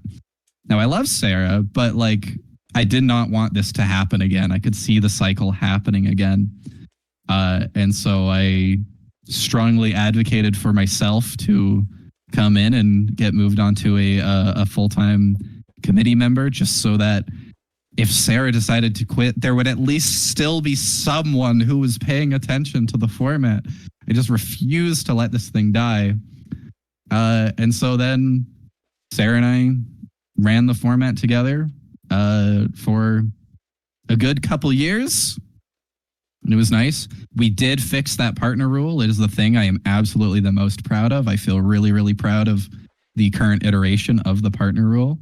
I think it's good. I think it's elegant. Not to toot my own horn too much, but I think people are happy with it. And I'm glad we did it because holy crap, did we get so many more mechanics that feature multiple commanders. So it was good that we were ahead of time on that. I have my own opinion about background specifically, but this is not the conversation to have right now. Nope. Not quite. But then, a little bit in like late 2023, it became time for me to get out. I wasn't really playing too much Magic anymore. I realized, there's this grand tradition of having to do your time and then move it on to the next person. It's what we've been doing for a little over 10 years at this point, of picking it up and moving it along and letting other people take charge. So I decided it was time for me to get out of the way and stop holding up the line, especially if I wasn't going to ban anything. Would you say every 3 years or so? It kind of seems like that. Because it kind of ends up lining up like that. Yeah, it's a little spooky that way, isn't it? And so I moved out of the way, and now we have a really awesome team who are doing a lot of work and making podcasts and keeping the ball rolling, and just trying to keep the fire lit. And I think it's really beautiful. I think it's a Tiny Leader's greatest strength is our community-minded leadership, and how it's a format that's always been run by the community and has always been cared for by the community. It's just like a cute little cockroach. Never dies. It just won't die. It just won't go away. And I hope it never does.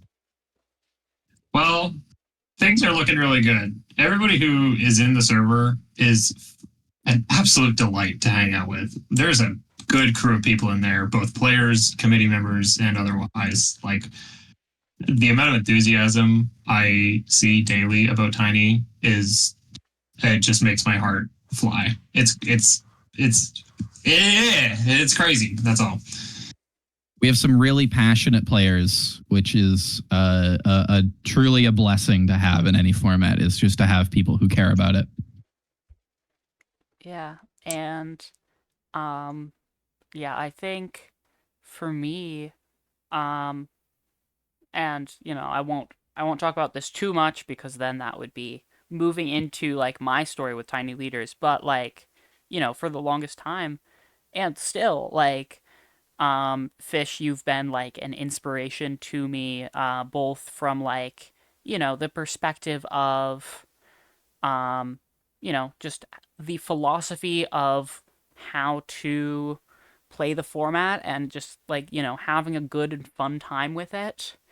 I like that a lot of your videos on it was focusing on the like fun aspects of it, the more Timmy-esque aspects rather than the Spike aspects, where you just have these like neat little interactions and these neat little commanders and these fun quirky things that you can do in Tiny Leaders, and less about like the raw stats and raw effects, and also just like, your confidence and persistence in trying to keep Tiny Leaders alive, and spreading it through the internet. Like, obviously, we've seen that that's been like the main vector for transport in Tiny Leaders, even from the beginning, was online,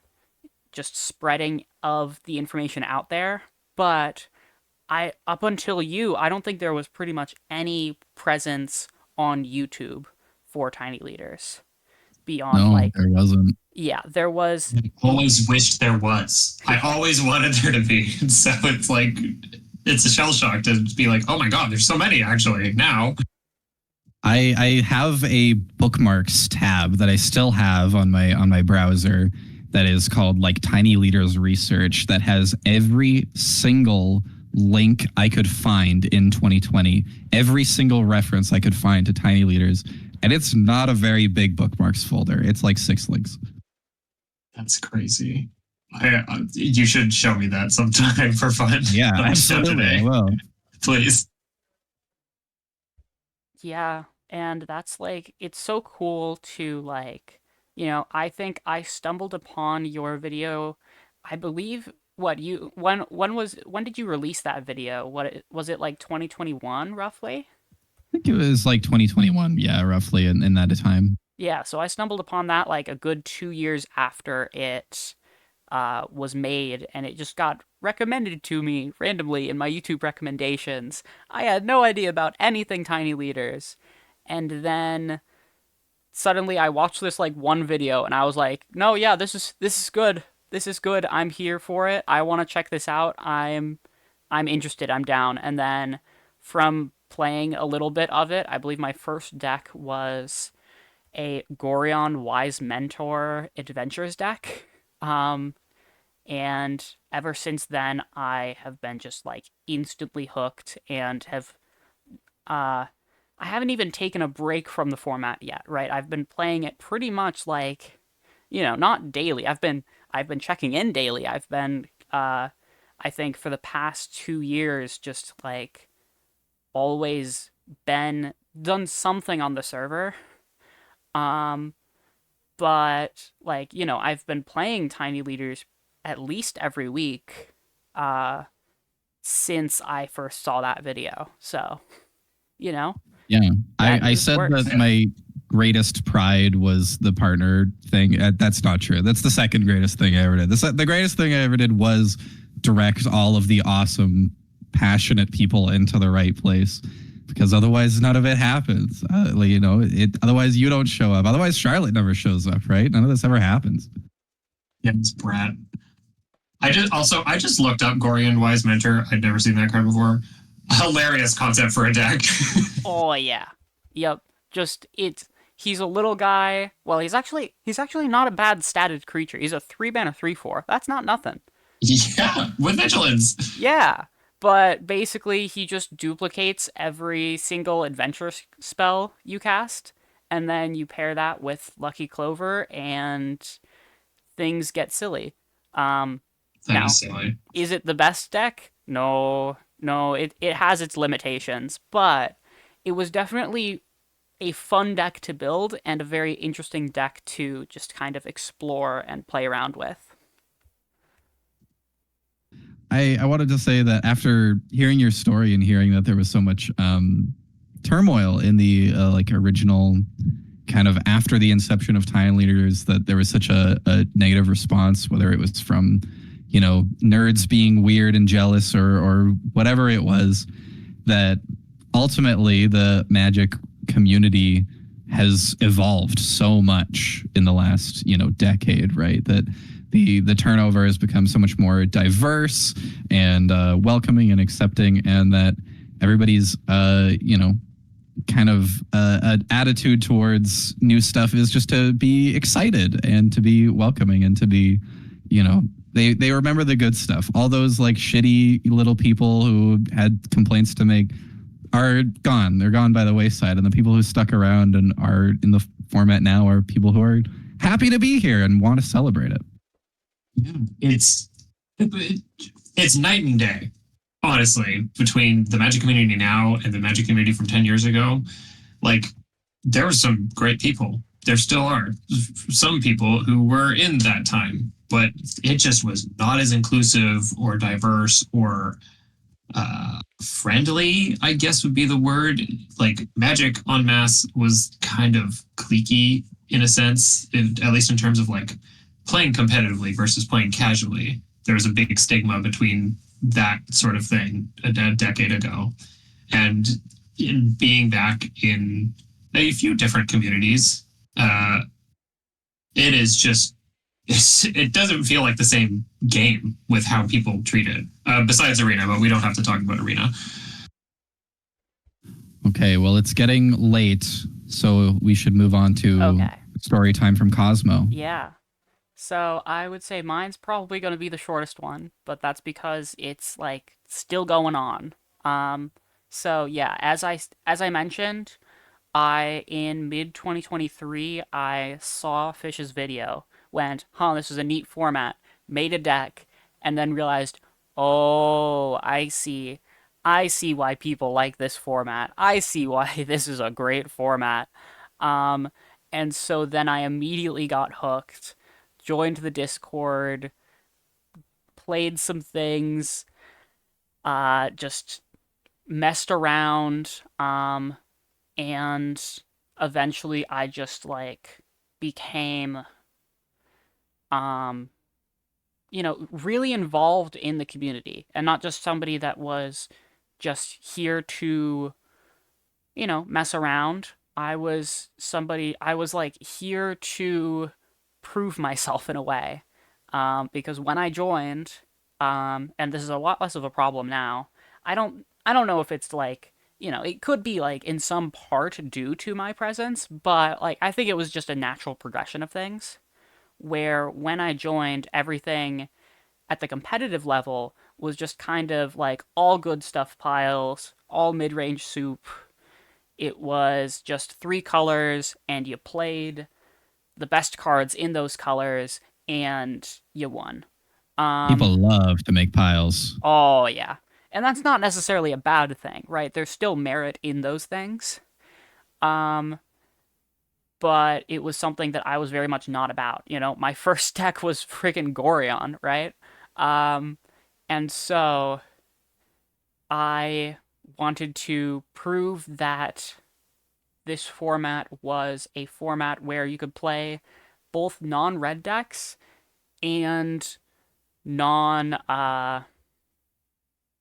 non good stuffs piles, and just have these like neat little obscure interactions between cards, and have something that would be terrible in most decks be an instrumental part of a different deck, and that deck proceeding to play really well competitively. Um, and I started off with Hapatra, Vizier of Poisons, which was really fun.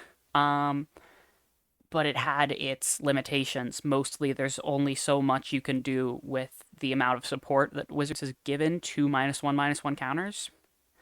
Um, and that eventually grew into Lagrella, um, that I'm still repping today, of this deck that is a flicker deck, which is like, a well established archetype across Magic, but there was no flicker deck here.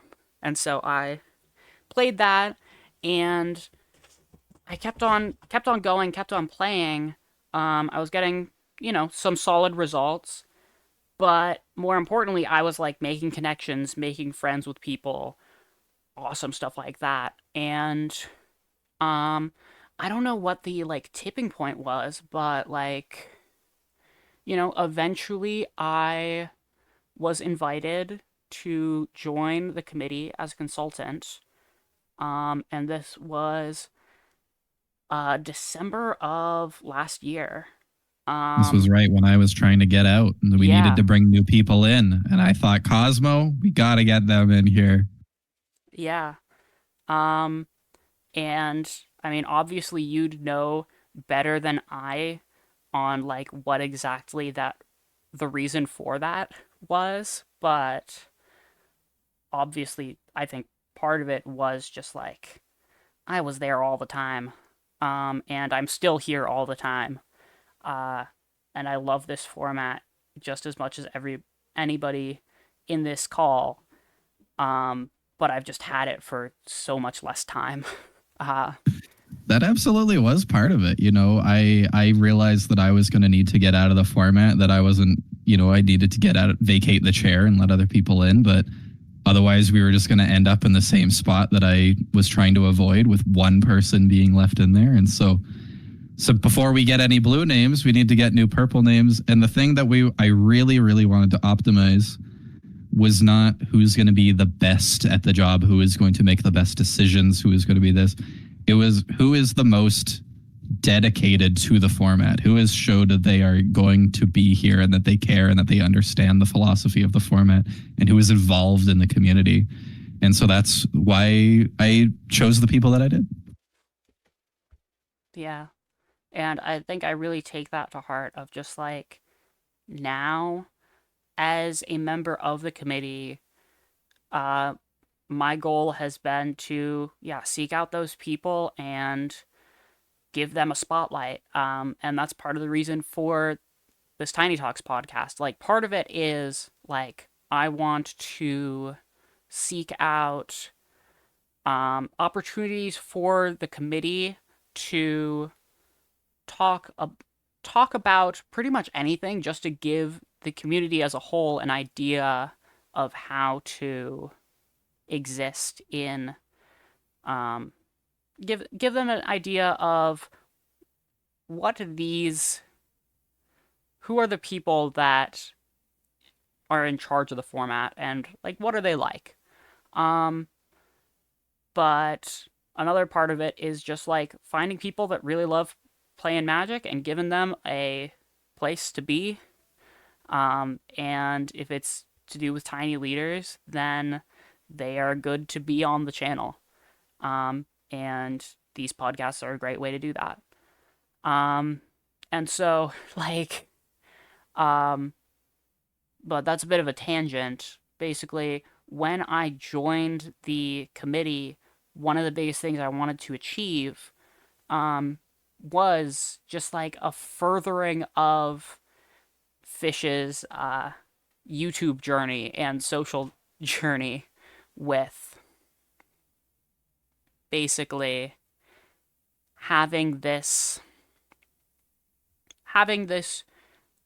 way to grow the format through not just like connections, but through just, reaching out to random people that like playing Tiny Leaders or haven't heard of Tiny Leaders and want to play it.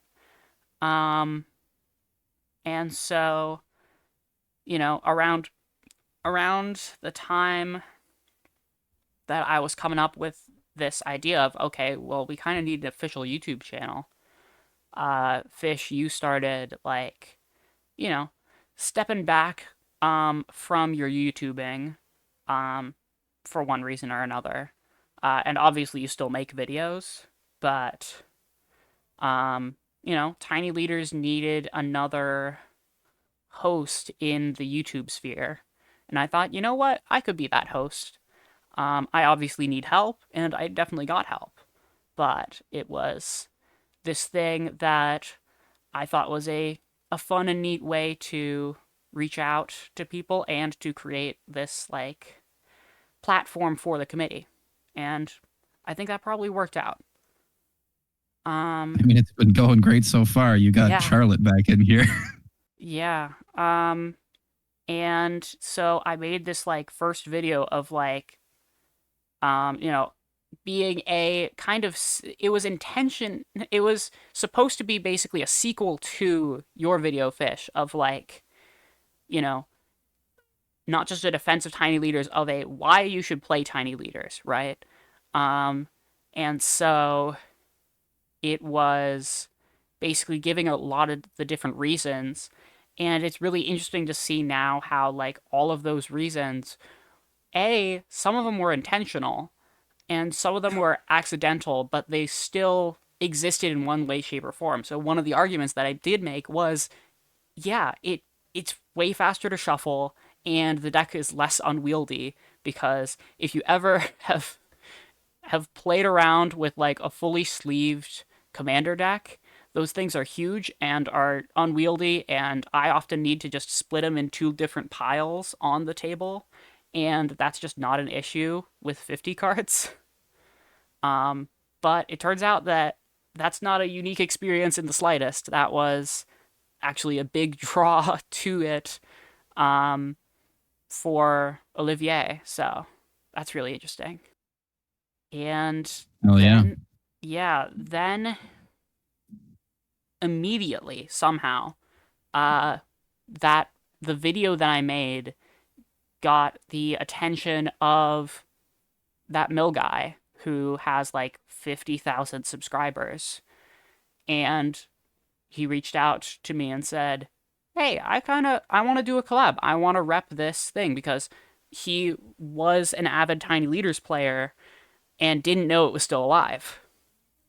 And Wait, so that's awesome. He reached out to you? yeah, yeah. This was like, I think it might have been Mike, I think, that like posted, or Laglond, one of the two, that posted that video in a server. I believe it was a CEDH server, um, where that mill guy ended up seeing it and immediately went, "Oh, I know that format. I didn't know that still existed, and I absolutely want to do something with that." Oh yeah, that's a great opportunity. Yeah, yeah. And so that was immediately awesome, and that immediately created this huge boost of people to the server, which was just awesome. And actually, as of recording this, I'm going to be on Friday recording another collaboration with the Red Bobcat, who, while doesn't have as many subscribers as that mill guy, still has, multiple times as many subscribers as our channel does, and so is a great way to get more people into the format. So we'll see how that goes.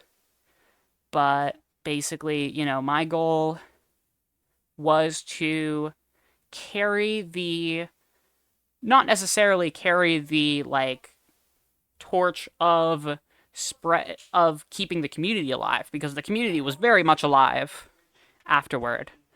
And during my existence as a committee member, that was still very much a thing. But my goal was to try to grow the social media presence and to carry that torch from Fishe. And thus far, I think it's been fairly successful. But yeah, that's mostly where my story kind of ends so far, but it's still very much ongoing. I think the future's bright for Tiny Leaders. I think we're gonna keep sticking around, and at the very least, it'll always exist in the weird little corners of people's pet decks on their kitchen table. Yeah. Well, now that I'm back on the team, I say back as if I've been on the TLR team specifically before, but I've at least injected 3 more years into its lifespan. At 3 more years. 3 more years. Every 3 years, there must be a sacrifice. There must be a sacrifice, a birthing ritual of sorts. Yeah. We're unbanning birthing pod. Yeah. Unbanned birthing pod and Tiny Leaders. All right. I think I got to get out of here soon, but so but I can stick around for a little bit longer while we wrap it up. Yeah. Yeah. I mean, this is a pretty good time to wrap up the episode, I think, of like just, it was just so cool hearing everybody's stories about how Tiny Leaders came to be, and kind of seeing these cyclical patterns of like somebody really wants to make a difference, and then they can't carry it alone, but then somebody else is like, "Oh yeah, you don't have to carry it alone. Here's I can bear the torch." And then that just kind of continually going on. And I think it's clear that at this point, now that this is the, in a way, the 4th time that this is, or the 3rd time that this has happened, right? I'm the 4th iteration. I don't think I'm quite bearing the torch in the same way that the 3 of you guys were, because, again, I'm just a person that is spreading the digital face of Tiny Leaders, but I'm not actually I'm not. Oh, don't worry. We'll let Mike know that you're coming for his job soon. Oh yeah. Yeah. Yep. And so it'll be, I think it's clear to me that even when I need to step back for whatever reason, there'll be somebody else that will go, yeah, don't worry, I got you. And Tiny Leaders will just keep on chugging. Exactly. I do want to, before it ends, just give a very loving shout out to one of my best friends in the whole world, Steve. Like, one of the most essential parts of Tiny Leader's history is his hard work, his dedication and passion to testing and curating the format. And I just don't want to let that go unspoken, how much work he's put in over the years, like, even when he wasn't fully active and immersed in Tiny Leader's life. It's just something he's always felt very passionate about and has always made decisions very lovingly and with conviction. And that, I think we should all thank Steve very briefly for all Thank the you, hard work he's done. Steve. I love Steve, you. I forgive I love you you. for not answering my emails, but that's okay. I love you anyway. Yeah, you forgive Steve, but not me. But yeah, I just love this format and I love the history of it and I love the future of it just as much. And so it'll be neat to see where this format goes. And with the help of everybody watching this right now, um, it'll be really cool to keep on going. Hell yeah. All right. It was nice to talk to y'all today. Yeah, and I think that's the perfect place to say to everybody listening in to stay tiny. And Stay tidy. Stay tiny or else. or else we're gonna get you, yeah. The big scary format of spell can't hurt you. Yep. We'll see you around. And this has been a history of tiny leaders. Bye.